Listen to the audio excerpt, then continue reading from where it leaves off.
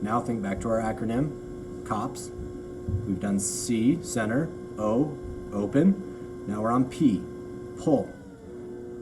Good way to think about this is I'm going to displace clay. I want to displace this clay up. My goal on pulling, especially just started, is I want to be able to pull consistently a cylinder. If you can consistently center and consistently pull a cylinder, you're going to be spot on. Those things from there, you can create all sorts of things that you can imagine and think of. So to pull, again, this is another part of the process that a lot of students do differently. Some do it from this side, some do it from here, some do it from this side. Reason I don't like doing it from this side is because this is where the clay is turning into. If my fingers catch, it's going to keep ramming clay into that catch, ruin my piece. Whereas I like to do it on this side, so if I do accidentally catch, at least it's spinning off of where I'm applying pressure. Again, play around with what works for you. To say I do it on this side, I've had plenty of AP, very amazing throwing AP students do it from this side, and they do just fine. So do what works for you. Where I'm going to be, what I'm pressing with, kind of think back to pinch method, where we would pinch at the base and force the clay to go up. Similar process to what I'm doing with pulling. Now I'm only going to pinch at the base and pull and work my way up. Different fingers. Some students use just single fingers, some use two, some like to use a sponge on the outside as they pull. Kind of up to you, play around with different things. For me, I actually use my middle two fingers and my knuckle, kind of right here, that I pull. So I'm grasping the clay, pulling up. As I'm pulling, couple things. I want to pull to where I think the center of the wheel is. Typically, it's a trick on your brain that'll make you pull a cylinder. As I get close to the rim, I'm going to release pressure, and then I'm going to do that compressing the rim again. Reason I release pressure as I get close to the rim is if I pull all the way through the rim, wherever the wheel's spinning on that pull, it's going to cause my piece to start being uneven.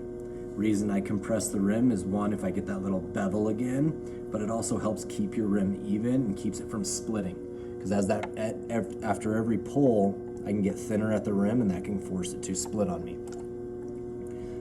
So I'm going to go back in and I'm going to pull again. Again, I'm adding water to my hands. I want to make sure I have moisture inside, outside, top to bottom. And I'm going back in trying to get a lot of that clay at the base. And I'm trying to pull up. Now, a good kind of practice or something to get better at throwing is just with a given amount of clay, say 1.5 pounds of clay, I'm going to see how tall of a cylinder I can pull. Depending on what clay you're using, certain clays are going to pull higher than others. They have more elasticity. There's a limit to clay. You can only pull certain clays so high and get it so thin. It's good to know your limit with your clay, and there's kind of only one way to figure that out is you go until it breaks. So that works. Sometimes it's a good exercise. If you start to, and this is pretty natural, your piece, I'm trying to throw a cylinder, but my piece starts to flare out, all I'm going to do is what's referred to as collaring it in. So from the outside, I'm just going to gently collar that clay back in. So I'm going to do one more pull here. Again, adding moisture so I don't stick. I want to get a little more to that base.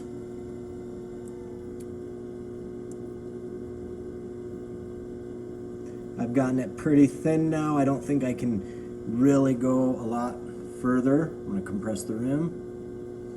I'm going to go ahead and collar this in just a little bit. Get myself more cylindrical. This is a good stage where I can switch over to my metal rib and I can do a pull. I'm just doing light pressure on the outside with the rib and light pressure on the inside, pulling that up a little bit.